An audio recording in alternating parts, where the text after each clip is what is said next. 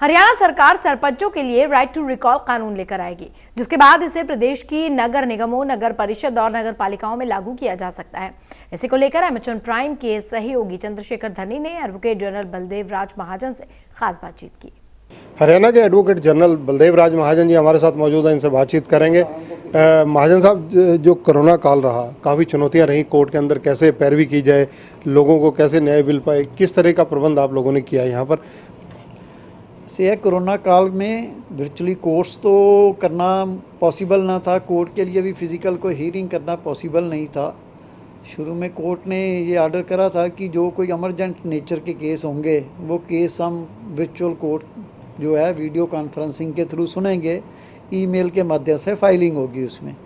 तो इनिशियली क्योंकि initial period में तो जो है 8-10 केस लगते थे जो बहुत इमरजेंट नेचर के थे, इमीडिएट जिसमें कोई रिलीफ चाहिए था, तो वो हीयरिंग हो रही थी। लेकिन क्योंकि कोरोना का पीरियड बढ़ता गया, लोगों की डिफ़िकल्टियाँ भी बढ़ती गई, ग्रीवेंस भी बढ़ती जाती है, तो इसके कारण से फिर अल्टीमेटली धीरे धीरे करके कोर्टों ने हीयरिंग बढ़ानी शुरू करी। कोर्ट ने ऑर्डर कर दिया भी जो भी अर्जेंट नेचर के केस होंगे जिनमें इमीडिएट सुनवाई की ज़रूरत है, फाइल करे जाएंगे, मेंशनिंग भेजेंगे मेल से करके, कोर्ट जिसमें परमिशन ग्रांट कर देगी वो सारे केस फाइल होंगे। जैसे 8-10 केस से शुरू करते, अल्टीमेटली कोर्ट ने 8-10 जजेस ने रेगुलरली काम शुरू कर दिया वीडियो कॉन्फ्रेंसिंग के थ्रू। फाइलिंग भी ईमेल के माध्यम से होती थी, वर्चुअल फाइलिंग थी, तो उसी माध्यम से लिमिटेड काम चल रहा था। उसके कारण एजी ऑफिस में भी, क्योंकि कोर्ट एजी एडवोकेट जनरल ऑफिस भी बंद था, वर्चुअल कोर्ट्स के माध्यम से जितना हम मैनेज कर सकते थे भी ई फाइलिंग के थ्रू केसेस की कापियाँ रिसीव करना और कोर्ट में डिपार्टमेंट से ई फाइलिंग से आगे भेज के जितनी पॉसिबिलिटी थी असिस्टेंस लेके कोर्ट्स को प्रोवाइड करना, और वीडियो कॉन्फ्रेंसिंग के थ्रू लॉ ऑफिसर अपने अपने घर से जिनको डिप्यूट किया गया था वो अपनी कोर्ट को असिस्टेंस प्रोवाइड करने की कोशिश करते थे। लेकिन धीरे धीरे क्योंकि पीरियड बढ़ता गया, लोगों की ग्रीवेंस भी बढ़ती गई, वकीलों के सामने भी एक समस्या पैदा हो गई, उनकी रोज़ी रोटी का मामला भी शुरू हो गया, कोर्ट स्टाफ के लिए भी हो गया, जो एडवोकेट्स के साथ स्टाफ के लोग हैं उनके लिए भी प्रॉब्लम शुरू हो गई। तो उस माध्यम से कोर्ट ने धीरे धीरे करके जो इंफ्रास्ट्रक्चर पहले इनिशियली अवेलेबल नहीं था इवन कोर्टों के पास भी, अपने इंफ्रास्ट्रक्चर को डेवलप करके अल्टीमेटली केस को सुनने की संख्या बढ़ानी शुरू कर दी। तो उसी तरह एडवोकेट जनरल ऑफिस में भी हमने अपना सारा इंफ्रास्ट्रक्चर प्रोवाइड करने की कोशिश करी। तो आज की डेट में ये स्थिति है कि अप्रॉक्सीमेटली 800 से 1000 तक के केस डेली कोर्ट सुन रही है। अप्रॉक्सीमेटली 30 से 35 जजेस अब हीयरिंग डेली कर रहे हैं। सारी हीयरिंग तो जो है वो वर्चुअल कोर्ट्स के माध्यम से वीडियो कॉन्फ्रेंसिंग के थ्रू है, और फाइलिंग भी जो ज़्यादातर है ई फाइलिंग के माध्यम से है। लेकिन अब तो हाई कोर्ट की रजिस्ट्री भी उन्होंने खोल दी है, उसके हार्ड कापी भी आप चाहे तो फाइल कर सकते हैं। लेकिन क्योंकि हीयरिंग जो है वर्चुअल कोर्ट्स में वीडियो कॉन्फ्रेंसिंग के थ्रू है, तो इसलिए उसमें एक दिन का गैप छोड़ के हीयरिंग होती है केसेस की। उस माध्यम से कोर्ट्स भी रेगुलरली अब 800 से 1000 तक के केस डेली सुन रही है। उसी तरह एडवोकेट जनरल ऑफिस भी अब धीरे धीरे अपना सारा जितना भी इंफ्रास्ट्रक्चर था उसको डेवलप किया है। अब कम से कम नहीं से 200-250 केस जो सरकार के ख़िलाफ़ फाइल होते हैं उनको हैंडल करने के लिए लॉ ऑफिसर सारे वर्चुअल कोर्ट्स अटेंड कर रहे हैं। हमने अपना इंफ्रास्ट्रक्चर भी डेवलप किया है। सारे केस जो फाइल हो रहे हैं उसकी एडवांस कापी, जो हरियाणा से रिलेटेड केस होते हैं तो उसकी advance copy advocate general office को ईमेल के माध्यम से प्रोवाइड करी जाती है।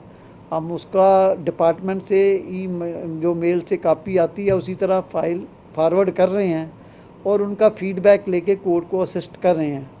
आज की स्थिति में ऐसे है भी जितने केस लग रहे हैं उनमें जितने क्रिमिनल केस है वो हाई कोर्ट ने क्योंकि अलाउ कर दिया भी क्रिमिनल केस सब जिसमें भी कोई बेल है मैटर कोई इन्वॉल्व है, कोई एंटीसिपेटरी बेल का है, कोई क्रिमिनल केस में स्टे का मामला है, तो उसमें बिना हाई कोर्ट से कोई मेंशनिंग किए बिना और बिना कोई परमिशन के सारे केस फाइल हो रहे हैं और सारे केस हीयरिंग के लिए भी लग रहे हैं।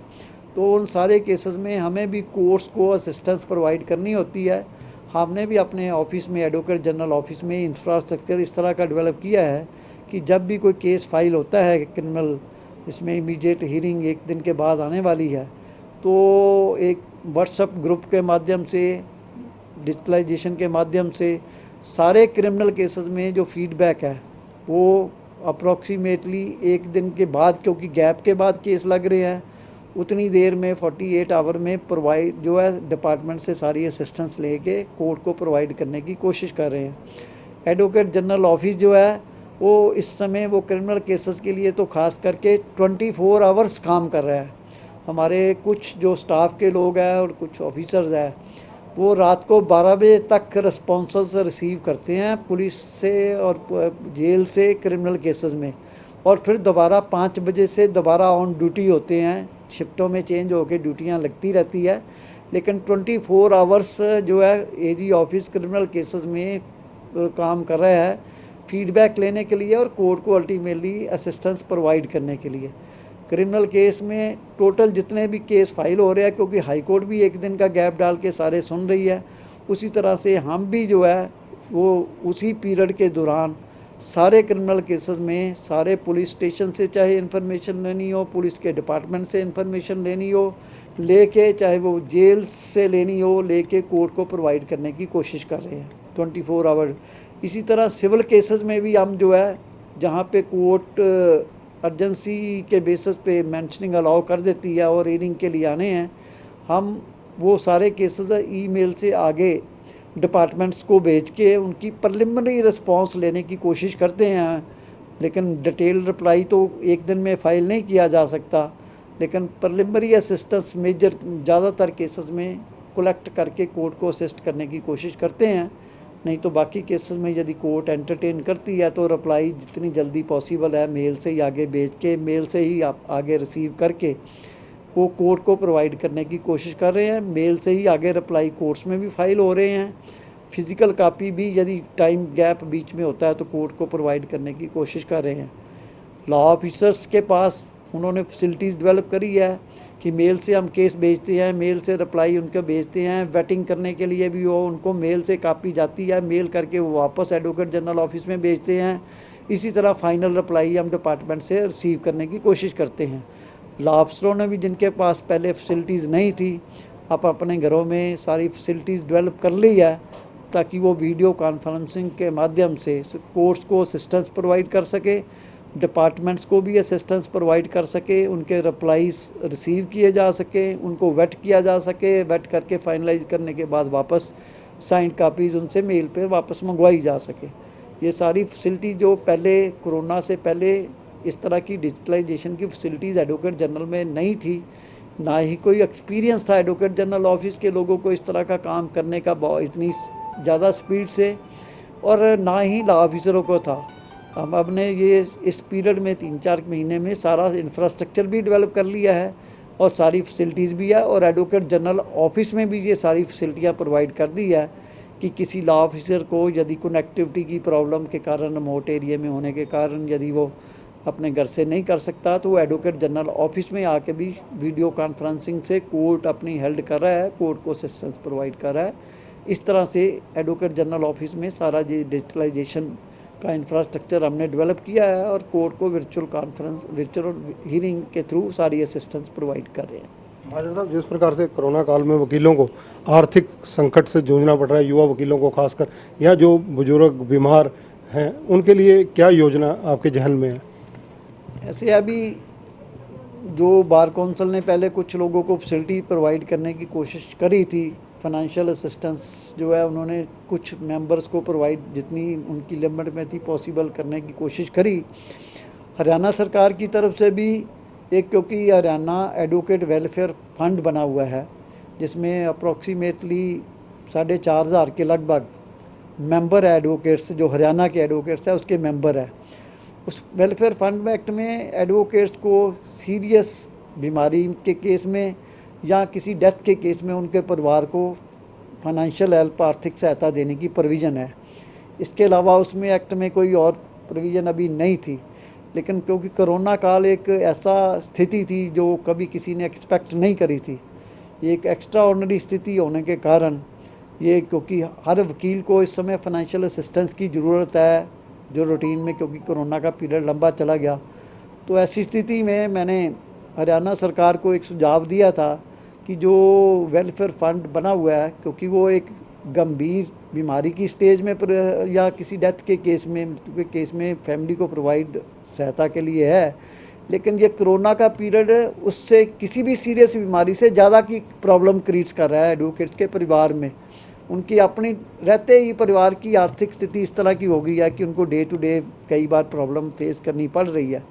तो ऐसी स्थिति में उनको एक सहायता आर्थिक जो है प्रोवाइड की जा सके, तो सरकार को अल्टीमेटली कन्विंस ने मेरे को इनफॉर्मली परमिशन ग्रांट कर दी है कि वेलफेयर फंड एक्ट में जो प्रोविज़न है उसके जितने भी एडवोकेट हरियाणा के वेलफेयर एंड फंड के मेंबर हैं उनको 2 करोड़ रुपए का अमाउंट जो है एक फाइनेंशियल असिस्टेंस के तौर पर वो एडवोकेट्स को बांटा जाए as a financial assistant because of the exceptional circumstances जो कोरोना के दौरान है। उसके लिए हमने सारे जो हरियाणा के वेलफेयर फंड एक्ट के मेंबर हैं एडवोकेट्स, उनसे एप्लीकेशनें मांगी हैं।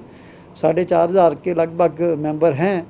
उनमें से आज की स्टेट में अप्रॉक्सीमेटली 800 एप्लीकेशन हमने रिसीव भी कर ली है।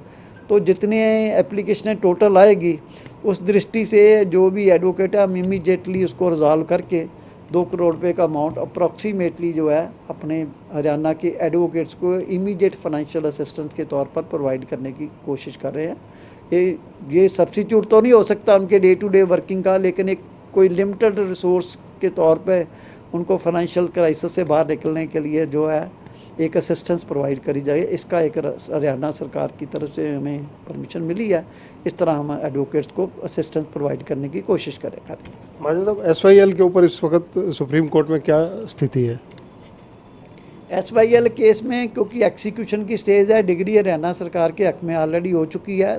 जो सुप्रीम कोर्ट के सुझाव पे दोनों सरकारें आपस में बातचीत करके कोई इसका रास्ता निकालें कि उस डिग्री की इम्प्लीमेंटेशन जल्दी हो पाए, तो वो सुझाव था सरकारों का। उसके कारण केस अर्जन हुआ था। कई मीटिंगें ऑफिसर के लेवल तक हुई है, चीफ सेक्रेटरी लेवल तक, लेकिन उसमें कोई जो है ऐसा कोई रास्ता नहीं निकल पाया अभी जो आपस में बैठ के समझौता करके कोई उसको इम्प्लीमेंटेशन का तरीका निकाला जा सके। तो पिछली जब SYL की डेट लगी थी केस की सुप्रीम कोर्ट में, तो हमने सुप्रीम कोर्ट को इसके बारे में अवगत करा दिया था। तो सुप्रीम कोर्ट का ये कहना था भी ठीक है, ऑफिसर्स लेवल पे सारी कोशिशें हुई है, रास्ता नहीं निकल पाया है। तो जो दोनों सरकार के हाईएस्ट लोग हैं पावर में, उनकी भी केंद्र सरकार जो है एक मीटिंग करवा के देखे। यदि वो लोग बैठ के आपस में कोई रास्ता निकाल पाते हैं तो ठीक है, यदि कोई फिर भी रास्ता नहीं निकलेगा तो कोर्ट अगली डेट पे केस की हियरिंग करेगी। तो उसमें कोर्ट कैसे जजमेंट को इम्प्लीमेंट करवाना है उसके बारे में फ़ैसला करेगी। उस माध्यम से अभी दोनों जो स्टेट्स हैं उनके मुख्यमंत्रियों की मीटिंग एक केंद्र सरकार ने करवाई है, मीटिंग हुई है, लेकिन कोई इफेक्टिव रास्ता अभी लगता नहीं है अभी निकल पाएगा बातचीत से, क्योंकि दोनों सरकारों के अपने अपने स्टेक कई बार होते हैं। तो मामला कोर्ट में भी है। तो इसलिए जो भी बातचीत में सामने आया है हम कोर्ट को अगली हियरिंग पे बताने वाले हैं और कोर्ट को रिक्वेस्ट करने वाले हैं अभी कोर्ट ही हियरिंग करके इस जजमेंट को इम्प्लीमेंट करवाए, क्योंकि बिना कोर्ट किए लगता है कि इंटरवेंशन के ये रास्ता नहीं निकल पाएगा और इम्प्लीमेंटेशन नहीं जजमेंट की हो पाएगी। तो हम अगली डेट पे कोर्ट को जो बातचीत हुई है उसके बारे में अवगत करवा के कोर्ट को हियरिंग करके उसको इमीडिएटली जजमेंट को इम्प्लीमेंट करवाने के लिए सुप्रीम कोर्ट के सामने रखने वाले हैं। और जब भी हियरिंग लगती है, क्योंकि कोर्ट ने कहा था भी 3 हफ्ते के बाद जो है हियरिंग दोबारा लगेगी, तो अप्रॉक्सीमेटली 3 हफ्ते का पीरियड बीतने वाला है और दोनों मुख्यमंत्रियों की बैठक भी केंद्र सरकार ने करवा दी है। तो इसलिए जल्दी केस शायद हियरिंग के लिए आएगा और जब भी आएगा तो हम सुप्रीम कोर्ट को प्रेस करेंगे भी इसका फैसला सरकार इम्प्लीमेंटेशन का दोनों सरकारों को कह के जैसे भी है सुप्रीम को डायरेक्ट करा के इसको इम्प्लीमेंट करवाए। तो ये हैं बलदेव राज महाजन, एडवोकेट जनरल है हरियाणा सरकार के। SYL के मामले पर हरियाणा सरकार का स्टैंड बिल्कुल स्पष्ट है। जो ये बता रहे हैं कि जिस प्रकार से अब अगली सुनवाई जब भी सुप्रीम कोर्ट में होगी उसमें बड़े स्पष्ट तौर पर हरियाणा ये अनुरोध करने जा रहा है कि जो सुप्रीम कोर्ट के पुराने आदेश हैं उनको इम्प्लीमेंट कराने के लिए इंटरवीन सुप्रीम कोर्ट ही करे तथा डायरेक्शन जारी करे इस मामले में कि इन चीज़ों को हरियाणा व पंजाब सरकार इम्प्लीमेंट करें। कैमरामैन जितेंद्र हंस के साथ चंद्रशेखर धरनी, MH1 न्यूज़, चंडीगढ़।